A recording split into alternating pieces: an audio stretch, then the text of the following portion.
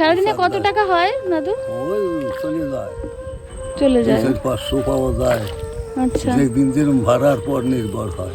সুপ্রভাত, তোমরা সবাই কেমন আছো?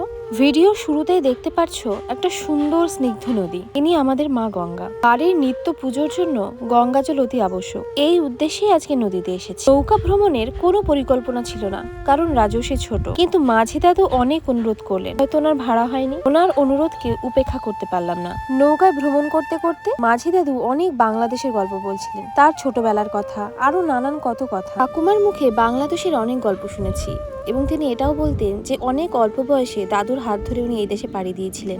বাংলাদেশে গ্রাম্য স্নিগ্ধ পরিবেশ আমাকে আকৃষ্ট করে, কিন্তু বর্তমান বাংলাদেশের রাজনৈতিক অস্থিরতা আমাদের দুই দেশের মধ্যে সুসম্পর্ক নষ্ট করছে। আমাদের ইচ্ছেটা হয়তো অপূর্ণই থেকে যাবে, তবে যুক্তি দিয়ে ভাববার চেষ্টা করি। দেশ তো আমাদের একটাই ছিল, শুধু পাঁচিল উঠেছে। তোমরা কারা ওপার বাংলা থেকে দেখছো অবশ্যই কমেন্ট। দেখা হবে আবার অন্য কোনো ভ্লগে।